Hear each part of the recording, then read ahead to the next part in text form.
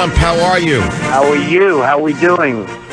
Dr. Trump, you're the doctor that we need to heal America. Amazing, Michael. It's been like an amazing period of time. And I'm in Iowa right now. In fact, I'm going to make a speech in about 9.2 minutes. But I said I have to take Michael before I get up. I have to speak to you. You've been so supportive, and I want to thank you, Michael. Well, I wish I could say the same about my fellow, let us say, travelers in the conservative universe. I don't know what they're thinking. You're the only hope we have. Everyone I know who's worth anything in the world, and doesn't matter whether they're rich or poor, worth something in terms of brains, is going to vote for you, loves you. Now, I personally, Don, will have to ask you, is Iowa that important? Well, I think psychologically it is. I mean, I've seen it. Now, actually, for 16 years, they haven't picked the winner. When I always tell them that, you haven't picked a winner in 16 years. Come on, folks, you got to pick a winner this time. But I will say that for me, you see what's going on in New Hampshire. I have a 28-point lead in the last poll that came out about an hour ago. A 28-point lead. I never even heard of a lead like that. That sounds like an incumbent president running against, like, nobody. But well, of course, but New Hampshire may be more representative of a certain population of America, in my opinion, Donald. And I'm not denigrating the good people of Iowa. Believe me, I'm on 3 stations in Iowa. But we're living in a different America than it was in 1820. Yeah, but it's an amazing custom. It's amazing tradition. The people here are incredible. And it's sort of it's a way of life. It's an amazing group of people. I love it. I really love it. I like it. And I told them, I said, if I win, there's been a movement to move Iowa down to the middle of the pack or even the back. And I said, it's never going to happen with me. It's an incredible process. Even the whole caucusing thing, it makes you work harder. And there's something okay about that. But did you ever think you'd have to work, Donald, in your whole life, have you ever worked as hard as you are for this presidential campaign? I'll bet not. This is getting right up there. I mean, I've been working. This is tougher than building in Atlantic City when you started. This is tougher than building in Manhattan, I'll tell you. But it's been a great process, and I'm encouraged by when I look at the polls. They have me leading in Iowa. They have me leading in New Hampshire, South Carolina, Nevada. They have me leading everywhere and nationally.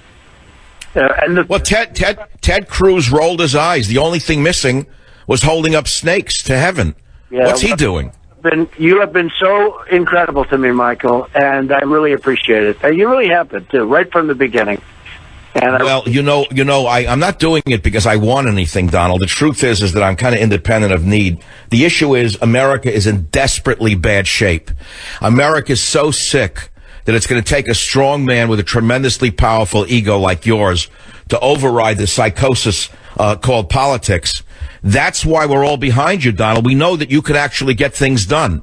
I'll get it done, Michael. I'll tell you what, people will be so happy and they'll be so proud of our country again. And it's like, make America great again. It's a great theme. It's a great slogan, but it's true. And it's not going to be as difficult as people think. However, if we go through another 3 years, 4 years of the Obama stuff with Hillary or whoever it happens to be, I don't know if Hillary's going to be able to run with the things that are coming down now with the FBI and with what she's done. I don't know that she's going to be able to run, to be honest with you. Plus, a new poll just came out. Now she's behind in Iowa. That would be a big loss for her, I think, Michael, losing Iowa and then New Hampshire. I think psychologically. You mean if she loses to the commie from Brooklyn? Yeah, he's probably a communist, but let's call him a serious socialist, but he probably could go a step further than that, right? Donald, last question of the day.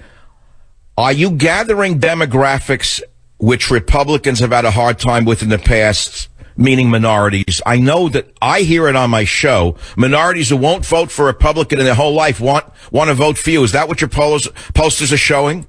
I think so. And in fact, yesterday in the New York Post, there was a big article where I'm leading with Hispanics and people that are in the country legally. Hispanics are, you probably saw that article. It was an amazing article. But I'm also getting a lot of people, and we see it even here, where a lot of Democrats are coming over and they're changing their party affiliation to the Republican. Because don't forget, the Republicans have a structural disadvantage. There are fewer of them, and various other things. They have a state advantage, a state disadvantage, because certain states are automatically, with the college, with the electoral college, certain states are absolutely going Democrat. What happens and this is important, Michael, I think I have a chance of getting New York. I have a chance of getting Michigan. I have a chance of getting, a lot of states that a lot of these people, these other candidates, it would never even be a possibility to get them. And they're saying that Trump is going to win. For instance, Michigan. I'm going to win Michigan. We're going to do great in Ohio and Florida and different places that, frankly, and Virginia is another one, and West Virginia, places that have not been good to the Republicans, Trump is going to win. And if that happens, you end up having a tremendous advantage. And none of the other candidates are going to get there, Michael. So, Donald, what final message do you want to leave before the caucuses tonight on the Savage Nation? We're on 3 big stations in Iowa. The whole world is watching Iowa, even though I don't think it's structurally that significant. It is symbolically very significant. I hope you win. You've been running a tough campaign. Any final message to the world? I think only, Michael, that I've been working very hard. I've spent a lot of time out here. I've spent a lot of time in all of the different places, New Hampshire, and the next after that would be South Carolina, all amazing places. But I will tell you this, the people of this country, and you've known this better than anybody, the people of this country are incredible. More than anything else, that's what I have found. You have to see the love for this country. The people are incredible, and I leave that message. And, of course, always vote for Trump, right? Donald, you want to hear the message that's the winning one? Borders, language, culture. Even though you haven't used my slogan, in essence, that's what you have been saying in a different way. And that's why I'm 100% behind you, as are my listeners. I'll let you go. Thank you so much. We wish you luck, and hopefully we'll see you at least once before you're president. 100%, Michael. I'll speak to you a lot, and you take care of yourself. And you're right, we're going to have very, very strong borders. Those days are over where people just flow into the country like water. It's not going to happen that way. So I want to you take care of yourself. Thank you, Donald. Thank you very much, Mr. Trump. Savage.